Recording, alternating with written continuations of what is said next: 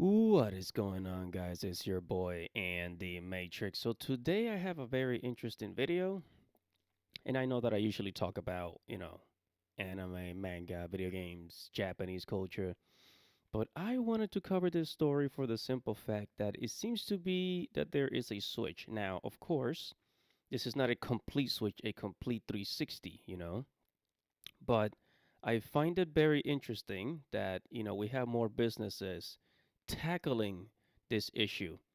So has Google really abandoned wokeness? I mean, they're kicking the employees to the curb. So let's take a look. This is coming from CNBC. So let's see what they have to say.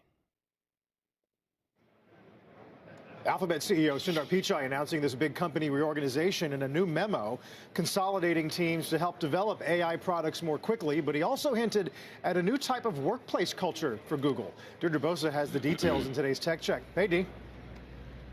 Hey, Carl, good morning. So let me give you a bit of context. Google has really been the poster child of cuddly tech culture, kombucha on tap, masseuses on staff. That's the softer side of it. But And Twitter. Don't forget Twitter.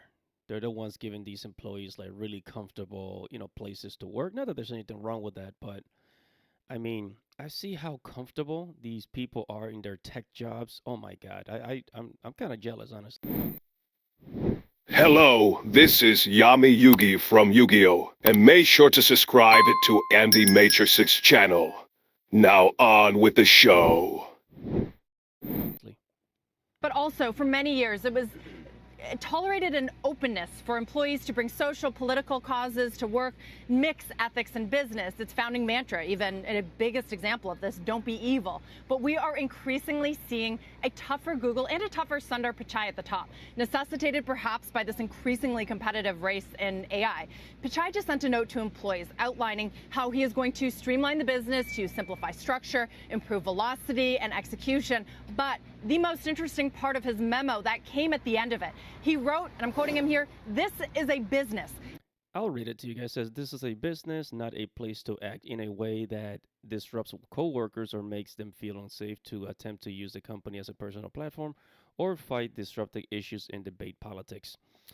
I mean, we have been saying for the last whether if it's Hollywood, whether if it's a gaming company, whether if it's Apple, Google, Facebook, Twitter, we have been saying for the last like 4 years, I think, since the pandemic, that the reason why a lot of these companies are going down is because of their own employees. In Hollywood, is because of their own employees. You got all of these, SJWs being hired to these companies, and then they want to change the company culture to promote these stupid ideas instead of doing what they're supposed to do. And this is the problem now. Not a place to act in a way that disrupts. But again, we have been saying this for years.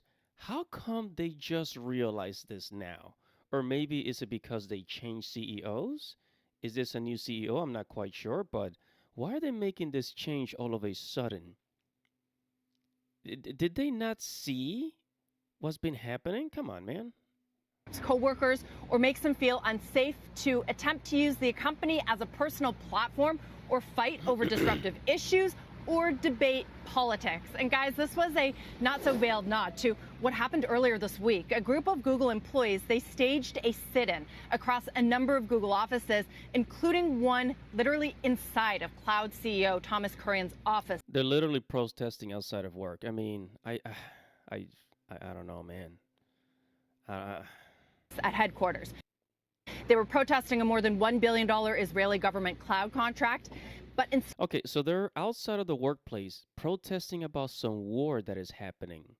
Look, I understand that there's a war and you care, you might care about those countries, but you should be do your protesting somewhere else. What does Google have to do with the war that's happening in some other country away from America?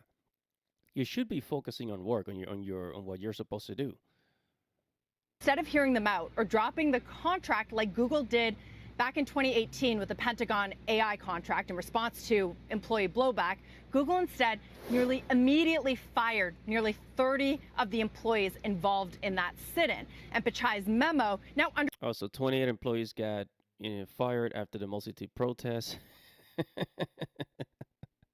rightfully so.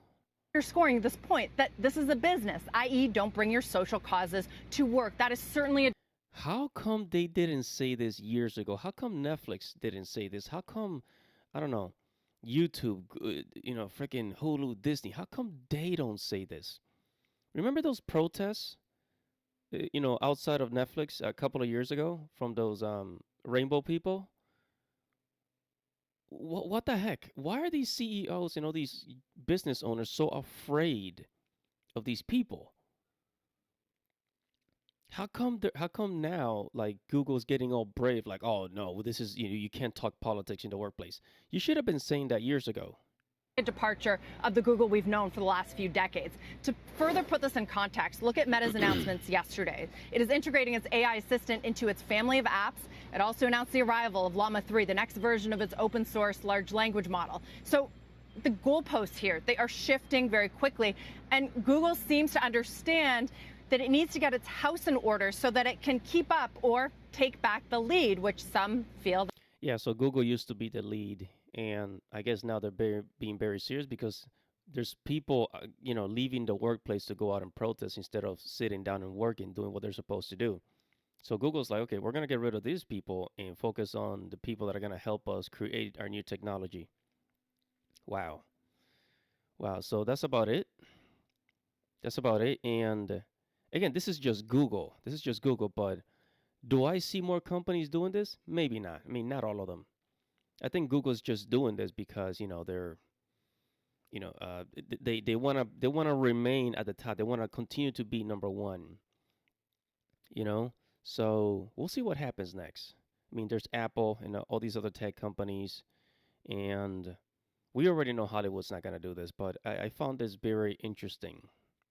You know, so I wonder if Google makes these changes, what's gonna happen to like search? What's gonna happen to YouTube? Will they start, improving YouTube a lot more? We shall see.